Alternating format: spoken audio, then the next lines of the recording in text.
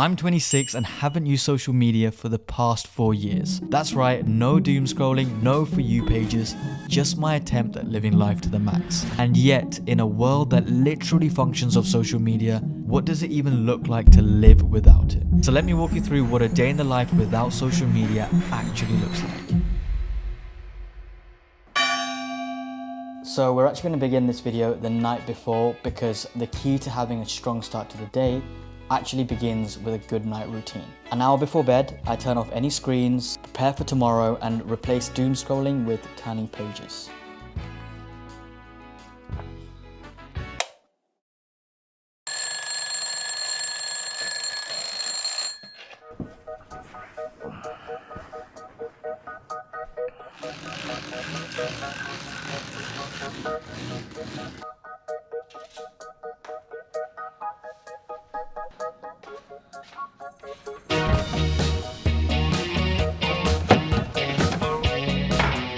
I actually bought an analog clock, and the reason is I started using it because the first thing I normally do when I wake up is check my phone, check all the messages, check Instagram, maybe scroll some reels or whatever. I realized, okay, listen, I need to stay away from my phone the first thing.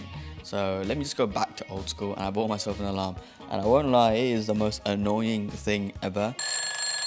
The way that thing just rings, oh my goodness, it makes me want to get out of bed. Biggest thing for me, if I was to just go on my phone and start scrolling, it meant that I would stay in bed for longer. So getting out of bed quickly really just kickstarts your day and gets the things kind of going without procrastinate and stay in. So that's been really helpful.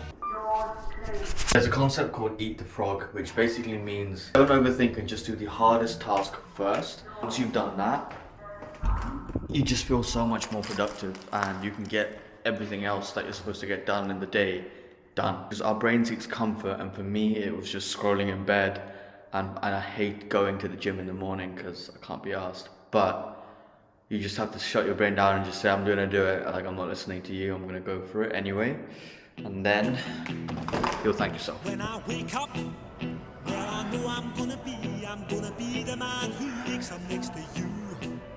When I go out, yeah, I know I'm gonna be the man who goes along with you. If I get drunk, well, I know I'm gonna be the man who gets drunk next to you. And if I haver, yeah, I know I'm gonna be the man who's havering to you. But I would walk 500 miles and I would walk 500 more to be the man who walked 1,000 miles to fall down at your door. When I'm working, yes, I know I'm gonna be the man who's working hard for you. And when the money... Hey Siri, what's the temperature outside? It's currently 1 degree. Oh my god. Maybe about 4 days ago it was 15 degrees and suddenly it's like someone turned on a switch for winter. Even though I absolutely dread going to the gym in the morning, as soon as I've completed a workout, it actually feels so refreshing and instantly gets me into a great mood for the rest of the day. I recently stopped listening to music on the way to work. Started off because I lost my charger for my AirPods. It's been like 2 weeks, but I haven't even bothered buying a replacement because I've genuinely preferred to just sit and enjoy the ride. Before I get into work, the first thing I do is turn off my phone completely for the 8 hours. I have my morning coffee. Honestly, when I tell you that turning off my phone for the entire workday has been revolutionary, I'm not even kidding. The problem I had before was that I'd come into work and I'd noticed I would go on my phone a lot. I'd naturally just pick up my phone without even me thinking about things. So I'd be working and then 20 minutes in, 30 minutes in, I just have the urge to just check. But after I stopped using my phone during the 8 hours I'm at work, I've been able to stop being so distracted about just random things. I feel very in tune with the work I'm doing at the moment. I feel very present. If I was to pick up my phone, which I did quite often, I would then spend a lot longer time. If I would pick it up, if someone had messaged me, I'd look through a message, then I'd go off the message and check other messages, and then maybe check other things on my app, on apps and notifications. And overall, it just added up to not just time spent on these apps and on the phone, but also attention, momentum lost. So I think that's a real thing. I think when I'm working and maybe 20 minutes in I pick up my phone, I lose a bit of that attention. My attention span obviously deviates, but I lose a bit of the momentum. And over time, I just feel like if you want to get into a bit more of a flow or in your work or doing the tasks that you need to be doing, but in an autonomous fashion, then I think having your attention deviated constantly has just been a massive roadblock. But honestly, I feel like the time that I'm at work just speeds up so quickly because I feel like I'm genuinely so present in what I'm doing. And I'm able to have like really good conversations with people. It's actually allowed me to perform better at work, which makes accomplishments great. And when accomplishments increase, then your competence also increases, and when competence increases, your confidence also increases. And I've noticed a massive shift in my confidence because I know that I'm able to get the work done at a very high standard. Turning on my phone after work actually gives me a dopamine hit because I've obviously not used it for the entire day, and when you turn it on, all the notifications hit and it feels good. Thing is, I'm still a bit tired, but this is where we shake it off and we start the second half of the day. That begins by grabbing some food for dinner.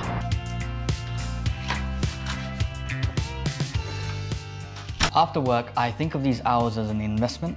I used to use this time to escape the day by disappearing into scrolling without stopping. But since deleting social media, my evenings became my own again. This is when I get to build the future I want. Not all at once, not in some dramatic overnight transformation, just slowly. One idea, one small step, 1 hour at a time. Now that I've told ChatGPT to basically just be like, to stop glazing me, it tells me everything I do is shit. I'll catch you in the morning. Yeah, I probably will see you in the morning, so I'll be back at like working by 7:30, literally before you Sounds sleep. good. Okay. Well, good night. See you in a bit. This is the moment where I don't use my screen. I detox. So no more laptop. Sometimes I'll be honest, sometimes I don't actually stick to this. Like sometimes I will stay on my laptop if I've got loads of work to do until the very moment I hit the bed.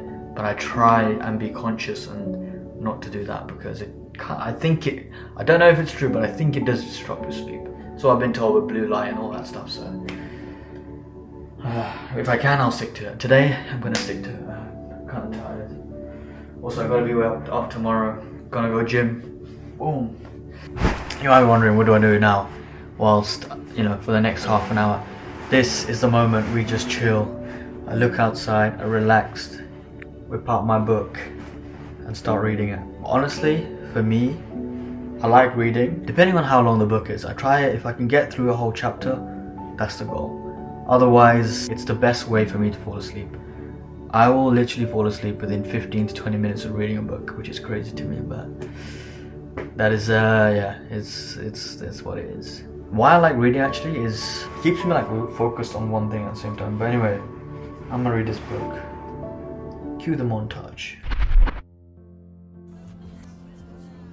I was born into Gen Z, the first generation in human history to grow up entirely online. No one before us has ever lived their childhood, their teenage years, and their adult life all through a screen. I used to think deleting social media would make me miss out on something.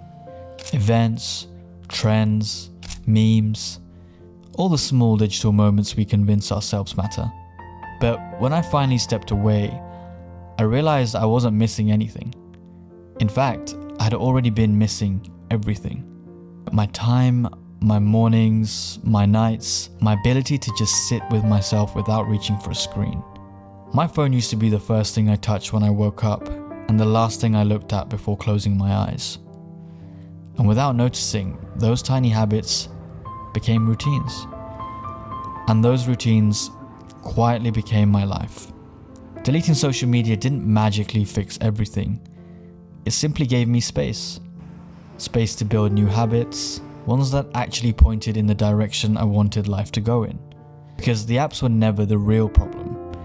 It was my relationship with them, what I let them do to my attention, and who I became because of it. Living without social media forces you to face yourself.